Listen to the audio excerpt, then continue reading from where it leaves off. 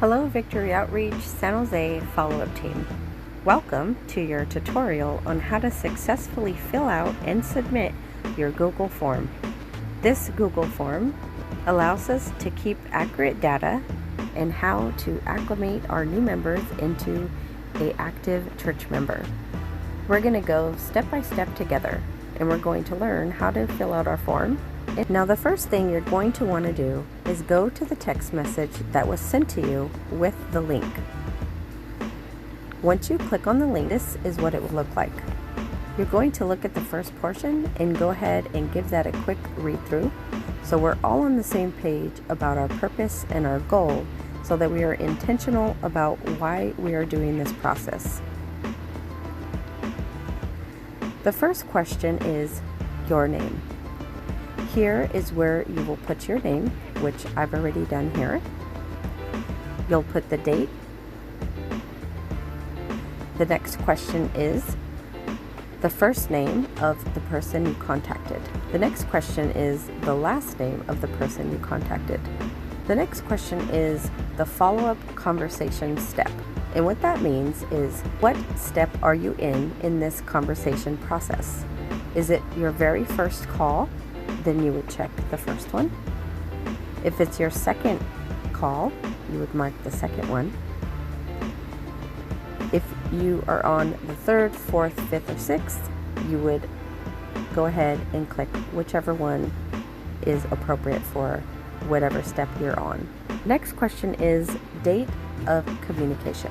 This is going to be the date that you called this individual. Now this next question is probably one of the most important, and it is the notes from your conversation. What this is going to allow us to understand is how open is this person to communicating? What are their needs? It's very important for you to keep accurate records. Take notes while you're on your phone call so you can then input it into the system later. For this answer, you're going to enter all of the information that you had with the notes you took during your conversation. Whether it seems important at the time or not, it's all valid and very vital information. The next question is, what are their interests and hobbies? If you included this information in the answer above, please re-enter it here, because this is very vital information in order for us to help the individual find where they belong in our church, so that we can then make our church their home church. The little note next to the question says, if you don't know the answer to this question, put NA as your answer for now and get the information on your next follow-up call. So please remember to get this information on your next follow-up call. This information is very vital, and it is going to help them through the process of becoming a new member. The next question is, do they have children? The little note next to it is the same as the one right before it, which is, if you do not know the answer to this question, put NA as your answer for now, and then get the information on your next follow-up call. The next question is, what are their gifts and talents?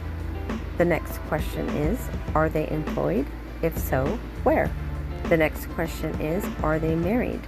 If so, for how long? Next question is, do they need prayer? If so, for what?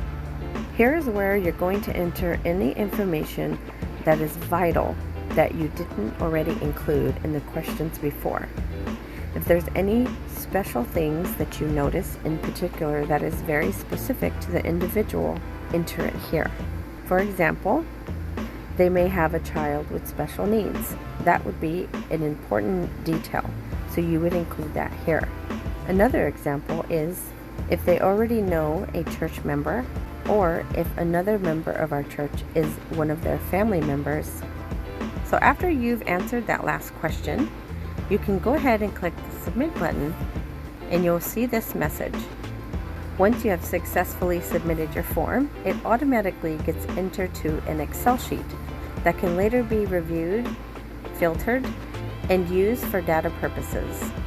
Thank you for your faithfulness, and thank you for your help in growing our church.